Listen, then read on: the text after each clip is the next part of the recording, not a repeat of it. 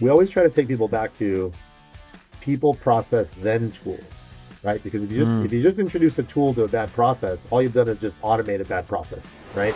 And that's why it works. It's because the people that are actually doing the job are coming up with the recommendations, not executives, not the CEO who does not understand the details at the ground level. You want people on the ground.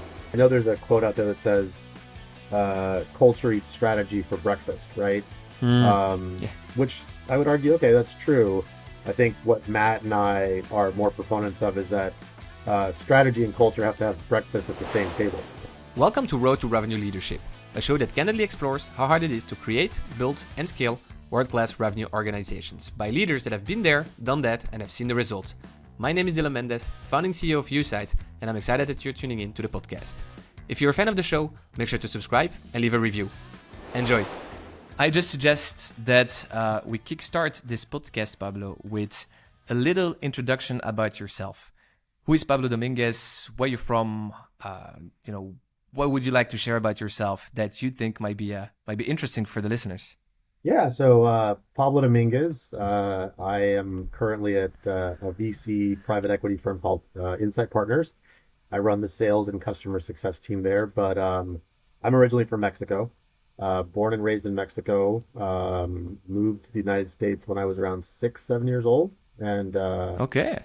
grew up in Texas, West Texas, about as west as you can go.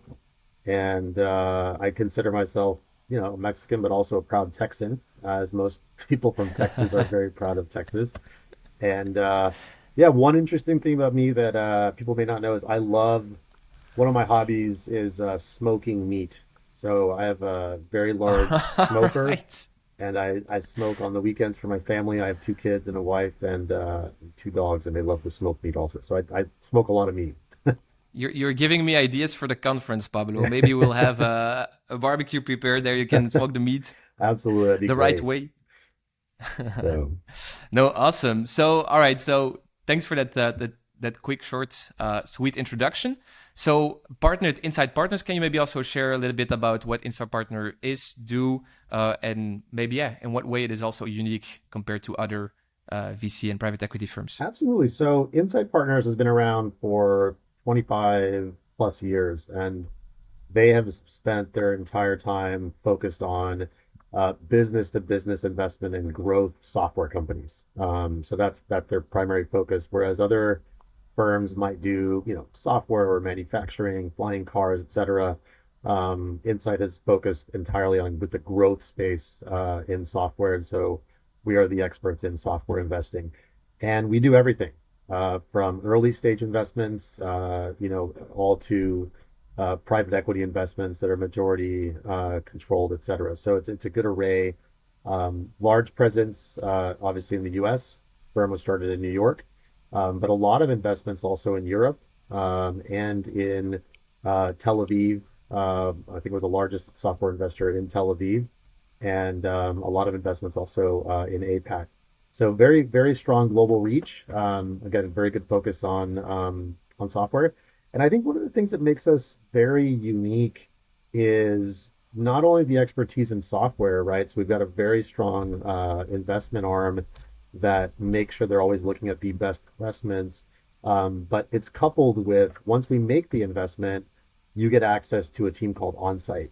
And so that team of Onsite is made up of over 140 professionals that are former operators, right? Those are people that have been chief product officers, chief engineers, heads of marketing, heads of sales, heads of customer success, heads of talent, and they help our portfolio companies scale on the journey, right? So you come in and take dollars from Insight, and you're getting people that have been there with you at your stage. And when you graduate to a different stage, you're getting people that have also been there at that stage. So it's a pretty large team, and it's something that we're very proud of in terms of the value that it adds for our companies. Yeah, interesting. I can definitely see the value in that. But then, how does that work concretely?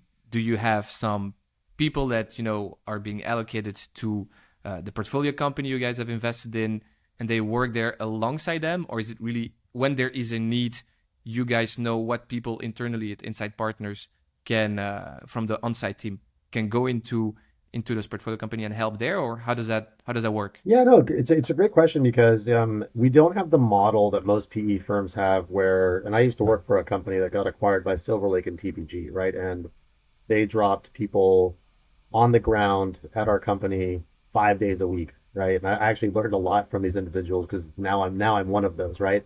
But that's not really our model. Our model is more to advise than to operate as like Okay. hands and feet on the ground. So typically a CEO will have a question, right? Or the investment team might see an opportunity where, in a board meeting or, CEO reaches out and says, hey, we're launching a new product. It's our first time doing this. Can you provide some guidance, right? And so we have the resources there to work with the team and provide input and guidance and help shepherd them through that. Or you might have a seasoned company, right, who's saying, um, we're rolling out quotas to our salespeople next year. I've done it a million times as a CEO or as a head of sales, but would love a fresh set of eyes on it. What are other companies doing that's different? And because we have over 500 companies that we've invested in actively right now, there's a lot of pattern recognition in terms of what's best practices, what we see in the market. So sometimes people Mm. just want another data point to work with. So a lot of it is them coming to us, making requests, but we also make sure that we are proactively engaging with the portfolio companies that potentially might need the most support. And I can also imagine that in some way you also make the sharing of knowledge and experience and best practices possible. Yeah, absolutely. I think that's one of the benefits, right, of being part of the portfolio and it being so large is a lot of the materials and best practices we provide to them on our community platform, right, that we call Go. It's Insight Go. And so if you're part of the Okay. community, you can access content on there. You can talk to your peers. And I think our marketing and communications team also does an excellent job of hosting events every year to bring, CEOs together from, healthcare or cyber, having an AI conference where we bring in experts from all over the world Mm. to work not only with our portfolio companies but with their peers. So we try to build a pretty good community as a firm to get value out of that because I've also found that I run sales and customer success, right? So I've got a team of about 20 people that are experts in sales and CS, but we're constantly also learning, Dylan, from our CROs and heads of sales and heads of CS in the portfolio, right? Right. So sometimes it's great to say, hey, Dylan, I know you asked me this question, but let me connect you with three of your peers that I know are doing a great job. Why don't you guys talk? And now you've got people that you can go to all the time as well versus only relying on insight, which is great. Love that. Can you maybe, from your responsibility in leading the sales and customer success team over there, what are maybe concrete examples of advice perhaps that you have been given or challenges that the portfolio companies have been facing that, yeah, could be interesting to know to get a better picture of what you guys work on. Yeah, I think so for example, a question that comes up all the time, typically it varies, right? But based on what I've seen with so many companies, there comes a time around 20, 30, 40 million in ARR where if you've had good, strong product market fit, you've gotten by with probably an account executive owning new business, expansion, maybe renewals, right? Probably by then you've given renewal to somebody. And so the question comes up a lot, hey, when do I split? Should I have somebody else just driving expansion, right? The cross sell and the upsell, Mm. and just have somebody doing new business? Do I hire a CS person or should it be an account manager? Um, and that usually starts to happen around 30, right? 30, 40-ish million. So that question comes up a lot, right? Do I hire new people? Do I Right. just change the The comp plan? organizational structure Yeah, or and do I just instead of hiring somebody else, maybe I just give people two quotas. You have a new number and an expansion number, right? Which mm, might work, but it adds some complexity. Um, so I think that you got to think about like people that like to hunt new business, right? Don't like to farm, do expansion typically, right? They hmm want to do one thing, and people that are good at farming are typically not good at hunting. So having one role do it all will get you to some point, but at some point you do need to say, I need to break up responsibilities and not have blended job roles. right. Because typically what you'll see in the data is leaders will come to us and say, hey, we're missing our number on new or expansion. Why? Well, after you do some digging, you realize when you talk to the reps, well, do you sell new or expansion? The typical answer is they will sell what's easiest to hit their quota, right? And so unless Mm. you pay them specifically for something or you split up the responsibility, sales is like water going down a mountain. It will find the easiest way from the top to the bottom Right. unless you direct it in a certain way, right? So that's something people sometimes forget. I like the metaphor. No, and I think, yeah, and I know, I mean, I've looked at your LinkedIn and I could tell you have, had a, let's say, quite wonderful career so far, but also 100% sales, maybe even sales ops, if I can say, that maybe has even turned into revenue ops.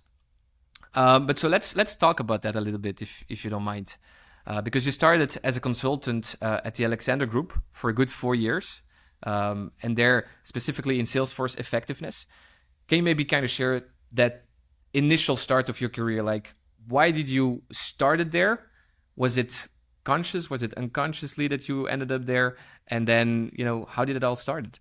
Yeah, so that is a great question. So I graduated at the peak of the dot-com bubble in 99, and I was an management information systems major at the university, and that was basically the equivalent of today of I don't know, if you wanted to be a coder and learn data science, right? And it was a Mm. new field back then. And so there were too many jobs and not enough graduates, which was good for us at the time, right?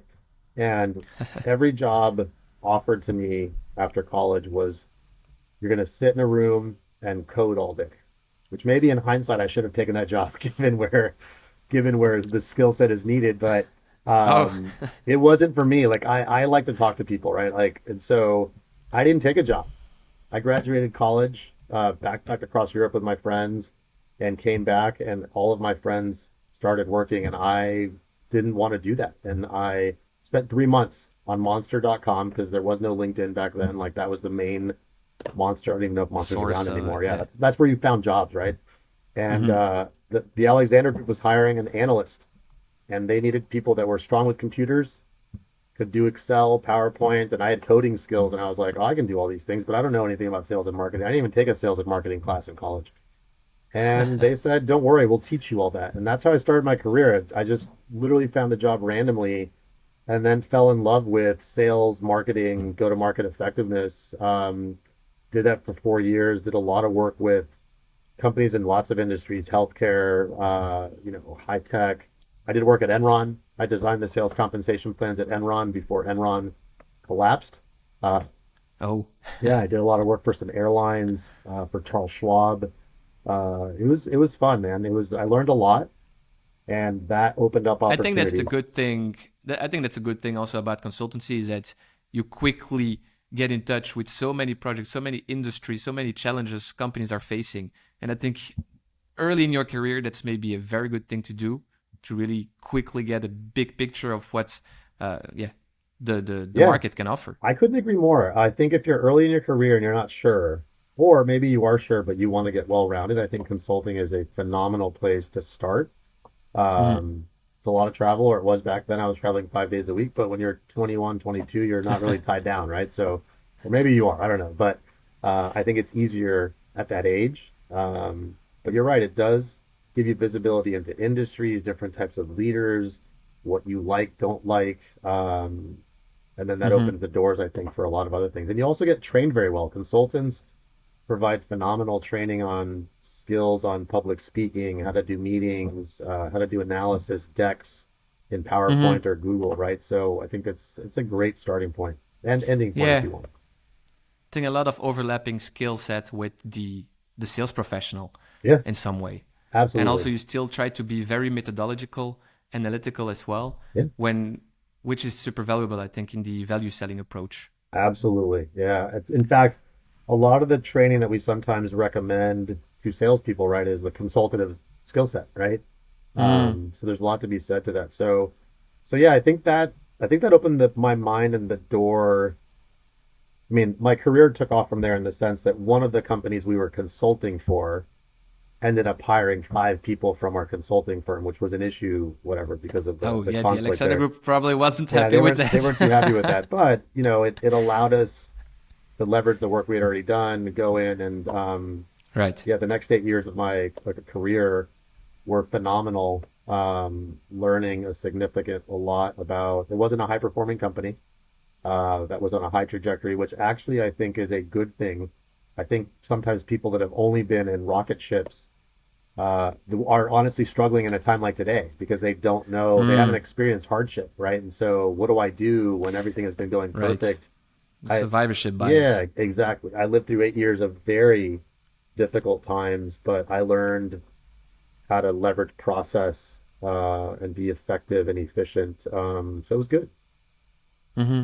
Yeah, because can you maybe share about that experience? Because indeed you did 4 years of consultancy at the Alexander Group and then moved to Avaya for a good 8 years, but immediately started in the global sales compensation.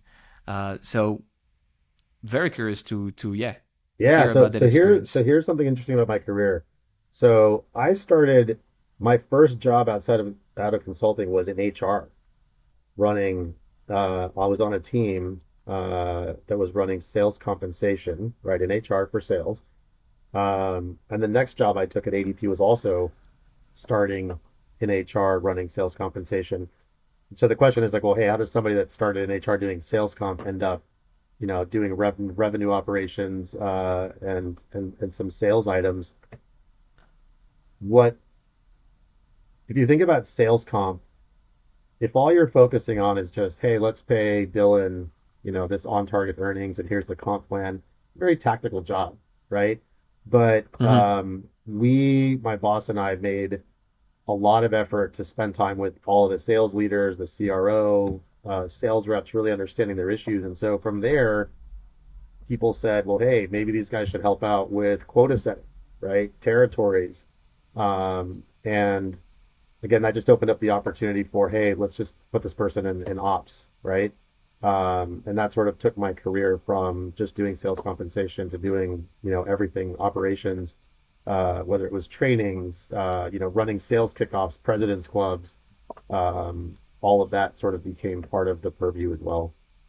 Yeah, definitely super interesting the transition.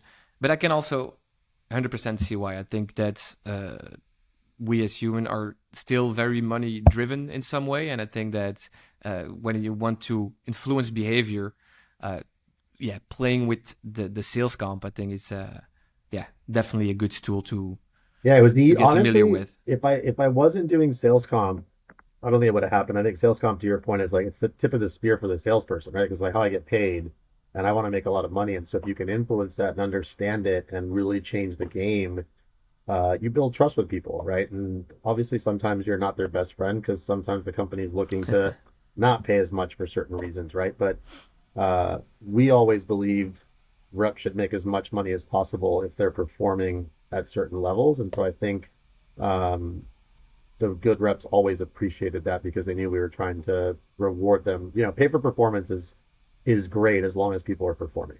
So 100%.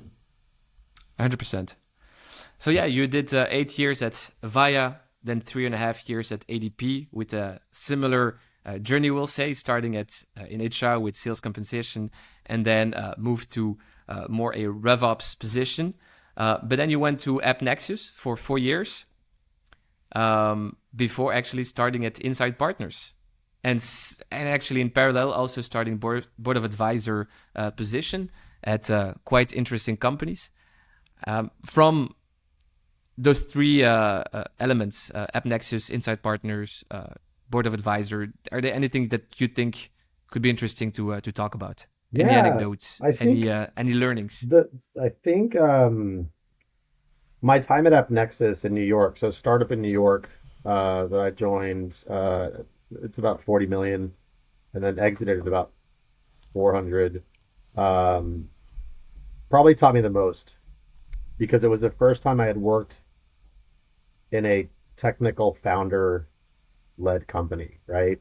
Hmm. Avaya, ADP were sales led, similar to like Salesforce or Oracle or Adobe. Um, so this is my first Right. dip into, oh, sales is not first, right? It's engineers and product are first, and sales is Mm-hmm. second fiddle. And so it was had I not had that experience, I do not think I'd be as successful in my job today because I'd have a different mindset. And we have a lot of product led companies, right, that are technical founder led, uh, and they operate very differently, right? And so you've got to learn how to, whether you're sales first or product first, I think you've got to learn how to balance both and make sure that people don't feel excluded.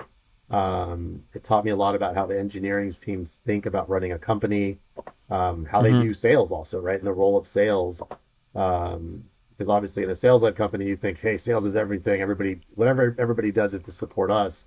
And in a technical founder led company, it's different, right? It's no, the product's going to do everything, and everything is sort of ancillary.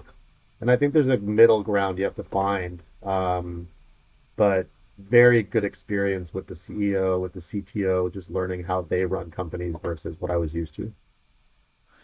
Very interesting sharing you that, because obviously I'm also super biased towards the sales led companies as building a sales leadership community. So never really thought of that technical led founder environment. What were maybe like the challenges that you then encountered whenever you started App Nexus, Yeah, so the knowing challenge, that you had that yeah, the challenge was like, and I'll give you a funny real story was this actually happened in a meeting. Why do we have a CRM? And I'm like, what do you mean, why do we have a CRM? Like, we're using Salesforce, right? I'm like, and my thought was like, this can't be a real question. Like, this is a trick question, right? Like, Oh, yeah. and they're like, no, why do we have a CRM? Like, I can't believe we're spending, X amount on a CRM.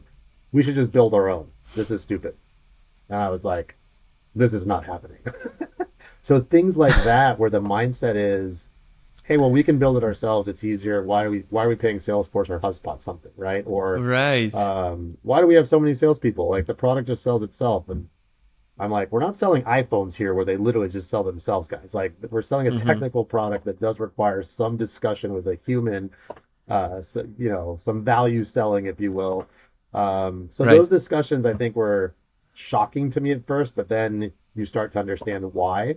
Um, but I would say, like, for the audience, it's really relevant. If you're a head of sales or you're looking to go into, you're looking to change jobs, if you've only been in sales-led companies and you end up falling in love with a company that has a technical founder and where sales is not first, you need to be prepared for that, right? You might go, holy cow, I wasn't ready for this, or vice versa, right? If you've been only in technical-led companies, I think you'd enjoy sales-led, but it's just a very different environment, right? So just be very thoughtful about where you're going and Mm-hmm. what you're getting into, because we interview a lot of sales leaders for insights companies, right? And always want to make sure, like, hey, you do realize this is technical led founder. Have you worked with a technical led founder before versus a go to market founder, Mm. right?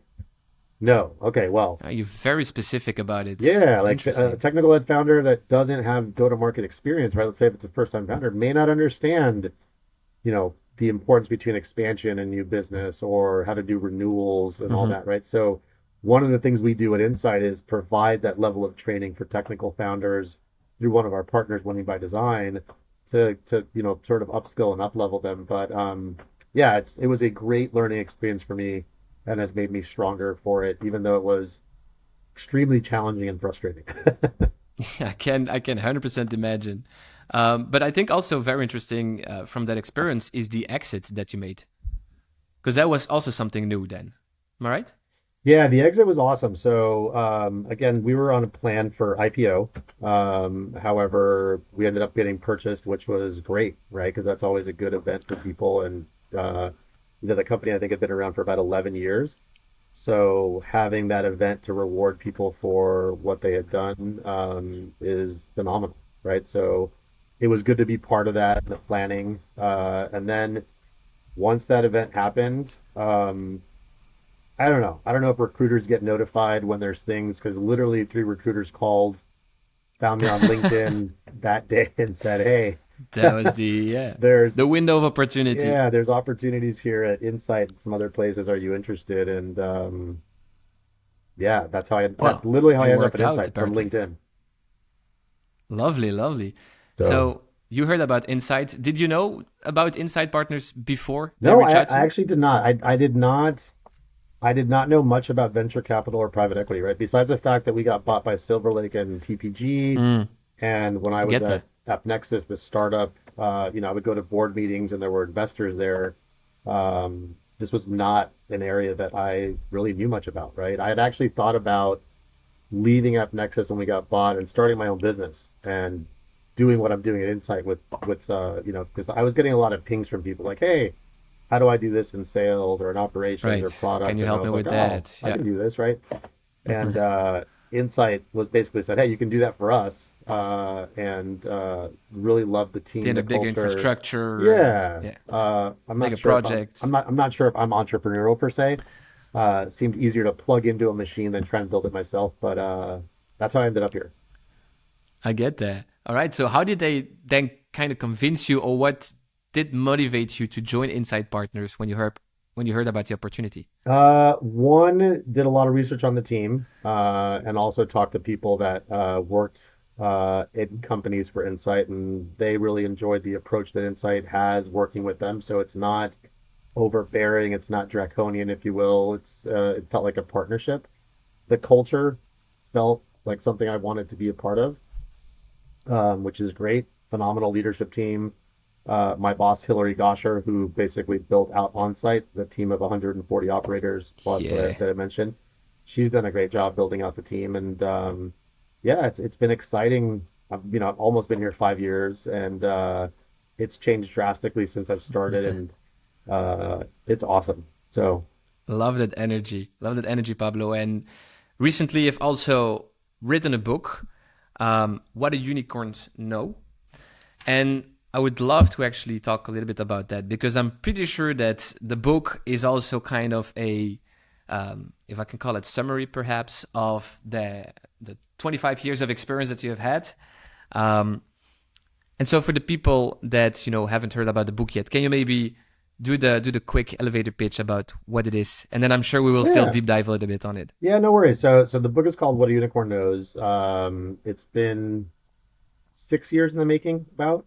And it's a book that 6 years in the making. yeah, 6 years Wow. in the making. It's a book that I've been working on with my co-author, Matt May. So Matt May is also at Insight Partners, and he and I met 11 years ago at ADP, and he was a consultant, and we brought him in to help us streamline the sales process because it was taking too long for reps to get a deal through the system. And Matt is experienced, but he's also an operator. Like neither of us are lean process experts. Mm. And so the book, Matt and I had the benefit of working together at ADP. Then I leveraged him at AppNexus at the startup in New York, and then he's been working with me and the team here at Insight for the last 4 years. And so a lot of what we were seeing was that the most successful companies are applying different elements of lean to grow sustainably, right? And so what does that mean is they're doing things, whether it's, times are good or times are bad, the best companies that become unicorns are leveraging these different elements, right? And so, yeah, 6 years ago, we were like, hey, why don't we start documenting a lot of what we're doing here and put it into a book? And then, yeah, the book is the culmination of sharing those best practices with people. It's it is not an academic book, right? So a lot of the books sometimes that I read, I'm like, hey, this is great, but what do I do with it? We wanted to Mm. make it applicable to anyone. So whether you're a startup, whether you're a scale up, so you're a little bit more mature, or even if you're a public company and you're looking to get that innovation spark back in you, because sometimes when you go public, you kind of lose some of that. Right. Yeah, this book is for anyone, and there's templates, there's examples. You can walk away actually doing something with it, which is great in my mind. And I'm biased though, but A little bit biased perhaps, but yeah, we have ordered a book, so I'm very excited to have it, cool. to be able to read it. I haven't yet, but I have done some research about it, and there is something that triggered my interest. Though you say, I mean, in the book you mentioned something about opposing forces when scaling fast, and I kind of want to hear it from the author, co-author. what do you talk about with opposing forces? What is it exactly that you Yeah. mean when scaling fast? Yeah. So, and we leverage. I love that the audience is also in Europe, 'cause I know you guys are huge Formula One fans, right? And so we use Formula One a lot in the book as an example of what greatness looks like, right? Because Formula One is the epitome, if you will, of innovation, of effectiveness, and efficiency, right? I think Hmm. um, the fastest pit stop time in Formula One is less than 2 seconds, 1.82 Yeah, yeah, seconds, which is remarkable, right?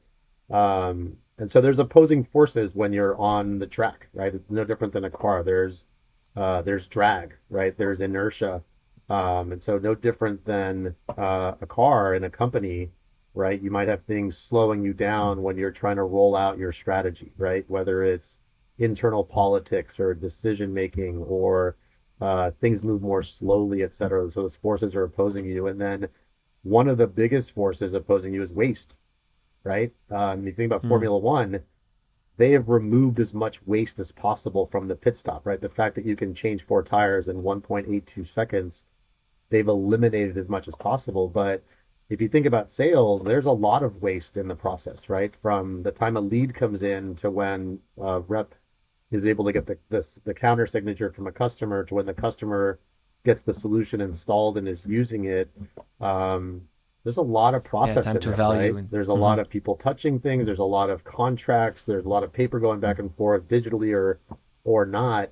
And there's a lot of time that the customer's waiting, right? Which is basically waste. I paid for something and now I have to wait a month or a week or 6 months to actually use it.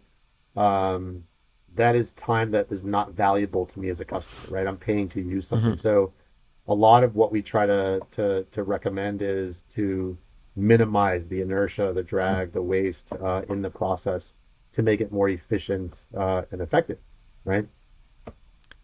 Talking about the waste, I feel like you mostly then also focus on the processes inside the organization.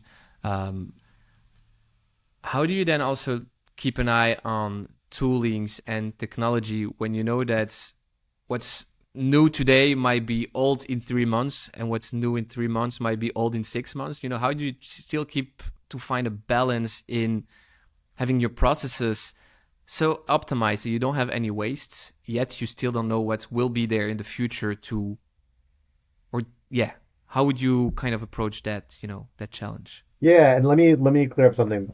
You'll never not have waste, right? Because and we talk about this in the book, like the customer only wants to pay for value added work, right? Then there is non-value add work that has to get done no matter what, right? So, for example, and let's focus on Europe, right? There's GDPR compliance stuff that probably has to get put Oh into the gosh. process that I, as a customer, I don't really care that you have to do that, Mm-hmm. right? But it's non-value add, but it has to happen. Then there's waste. And so the trick is how do you minimize as much waste by providing more value add work or potentially non-value add work that has to get done? But there's always going to be a little bit of waste in the system, right? Mm-hmm. Um, we focus on the process because in sales and post sales, there's such an opportunity to streamline that to make sure that the customer is getting what they want as quickly as they want. And reps aren't wasting time with non-value add work, right? Because reps want to be moving on to the next deal, or Mm-hmm. anytime they're not spending time in front of the customer is basically non-value add time, right? No different than every millisecond that the car is in the pit stop and not on the race is time that I'm losing potentially the race, right? Mm-hmm. So that's why we focus on process a lot because sales is a lot about process. To answer your question on how technology is changing a lot, we always talk about people process tools, right? A lot of companies that I've worked with, whether it's at Insight or others, have always jumped to the conclusion sometimes, hey, this new tool comes out.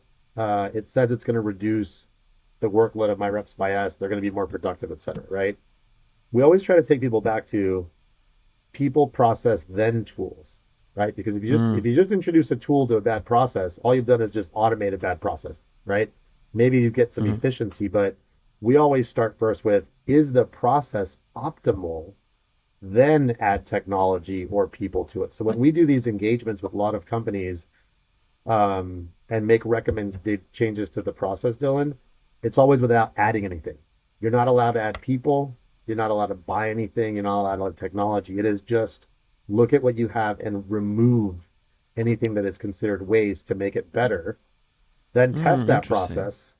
And if it Yeah. works, all right, now roll it out. And then if the tool makes it even better, great. But we never add incremental stuff before we remove the bad things first. Hmm. All right. Very interesting. What's your go-to approach? And maybe you can bring an example in because otherwise it might be a quite abstract. But how would you go to evaluate where there is waste? How do you identify waste? Yeah, it's a great point. We don't do it. The team does it, right? And that's what I love about the approach. And when I say we have an approach, but we provide the framework in the book so that anybody can do it, right? The key Hmm. is let's say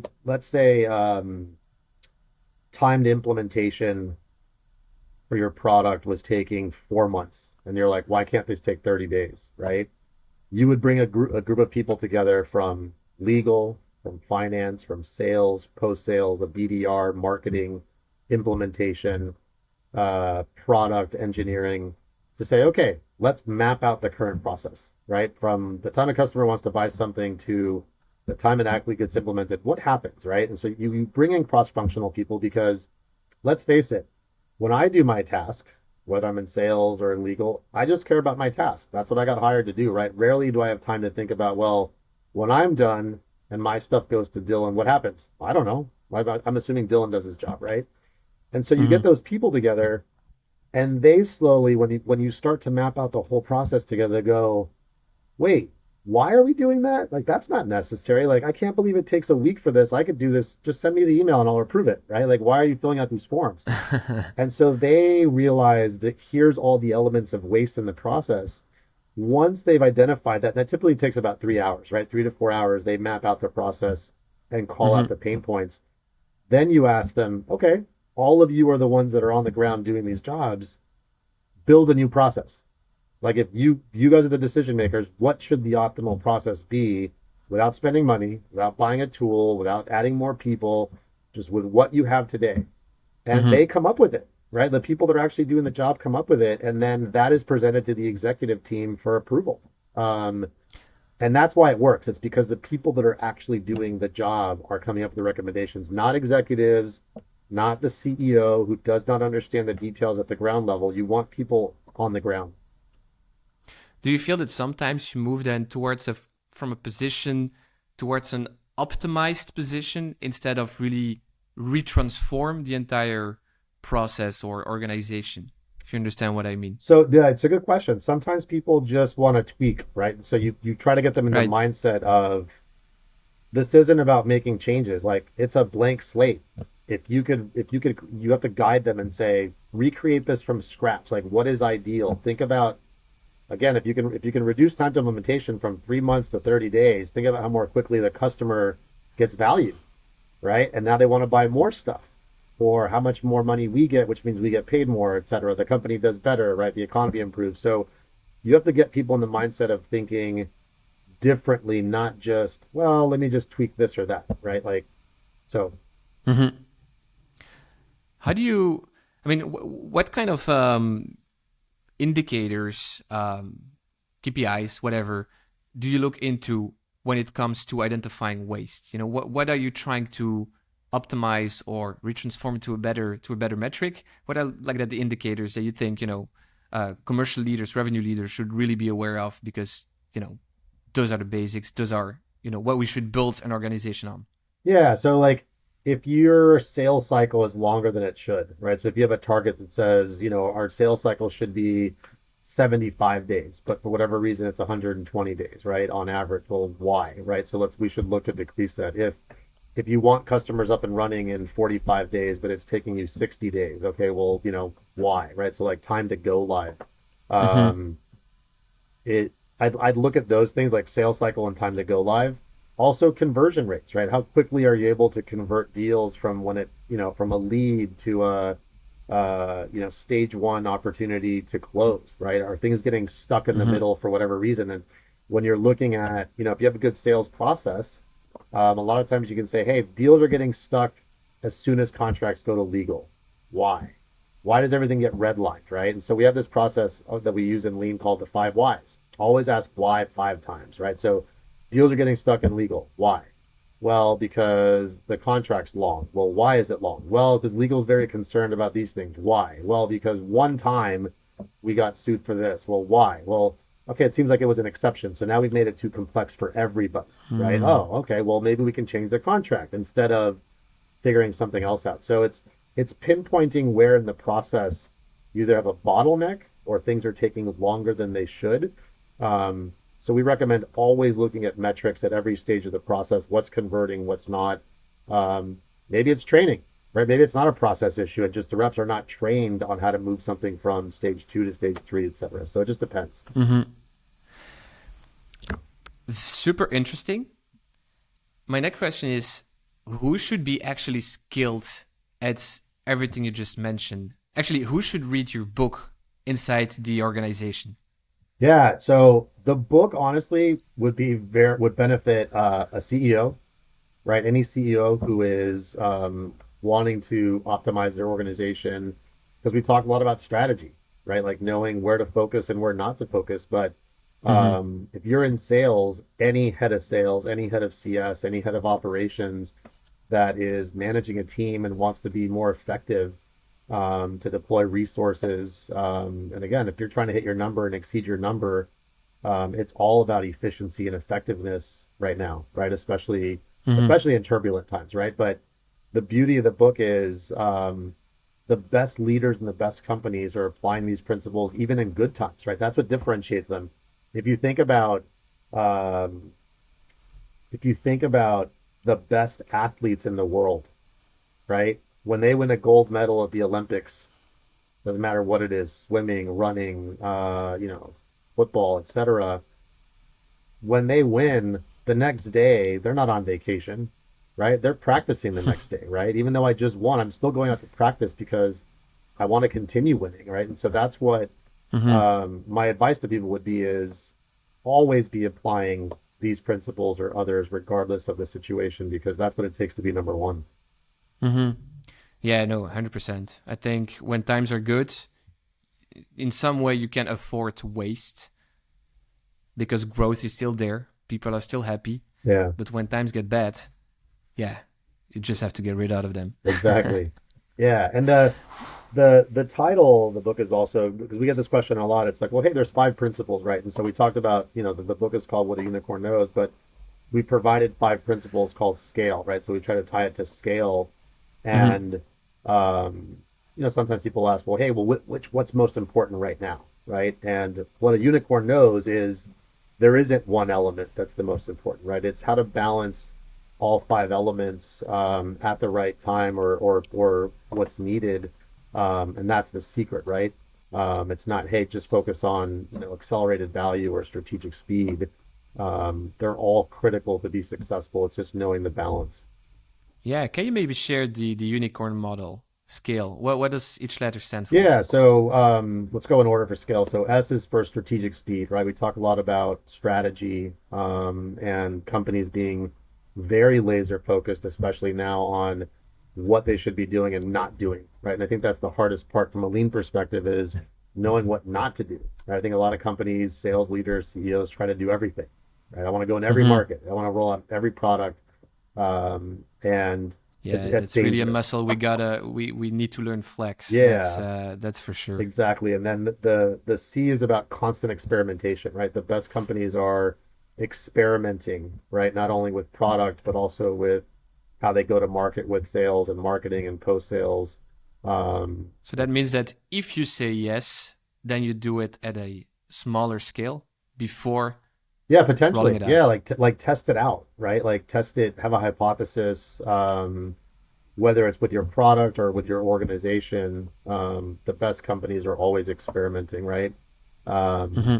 and then accelerated value, right, is the A in scale, right? So how do I decrease time to value so that customers can start leveraging the solution as quickly as possible, right? And then we talk about lean process and the L, which we talked about, which is how do I streamline the process? How do I, remove waste, et cetera? And then the E is for esprit de corps, right? Which sort of is the glue that holds everything together. It's about the culture. It's about the team.